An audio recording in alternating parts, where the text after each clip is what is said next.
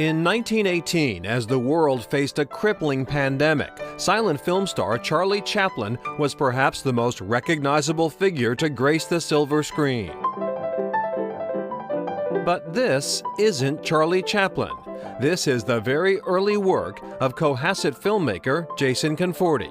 I was in 4th grade. I wanted to make my own Chaplin video. I thought he was hilarious, so my dad helped me film and edit. We had like a little premiere and everything. Kind of got that first taste of having an audience.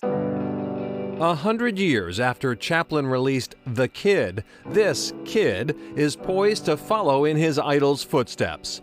Jason Conforti was accepted into the Savannah College of Art and Design, one of Hollywood Reporter's top 25 film schools in the country. When COVID started, there was just a lot up in the air. My major, having it be very collaborative and wanting to be with other people, having it be all virtual probably wouldn't be the best experience. And also money comes into factor as well. Being at home on your laptop, having to pay the same amount as if you were in person doesn't quite make that much sense.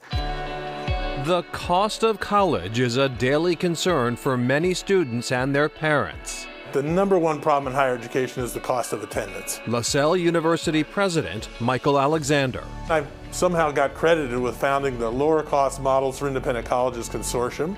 Now over 85 institutions representing over 160,000 students around the country. How can we significantly lower the cost but still provide a high quality private higher education? We have faculty here who are teaching courses, but students from other schools in our consortium are attending online, which is more efficient and reduces the cost.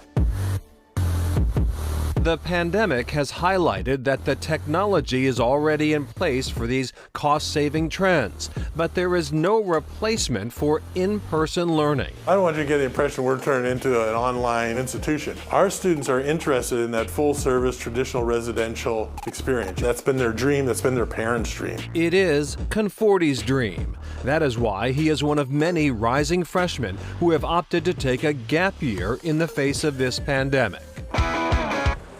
At Harvard University, freshman deferrals are 20% this school year.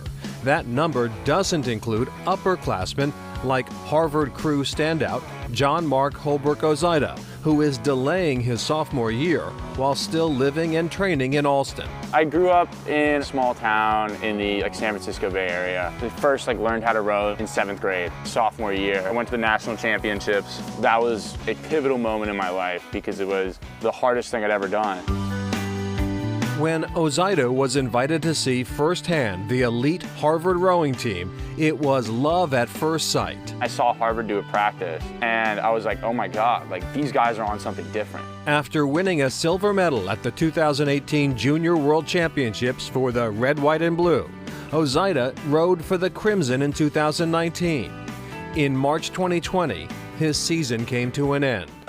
That was just such a gut-wrenching moment, because it was everything I'd worked for. His frustration grew as he tried to continue his Cambridge education in California. For me, it just wasn't a way of learning that I worked really well with. I didn't want to lose the academics and the time with my team. So Ozida hit the pause button, sitting out a year of school with the hopes that a fall 2021 return will include a semblance of normalcy. There is definitely a very special bond between me and all of my teammates. Rowing, you have to match so perfectly. First practice back, there's gonna be a lot of banging on boats. I think it's gonna be a great time.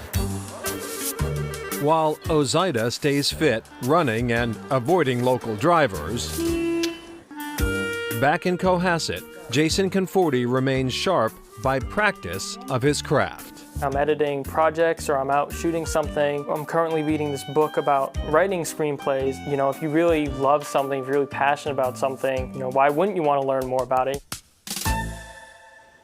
And Jason says although he has found a steady flow of work during his gap year, the plan is still to attend college.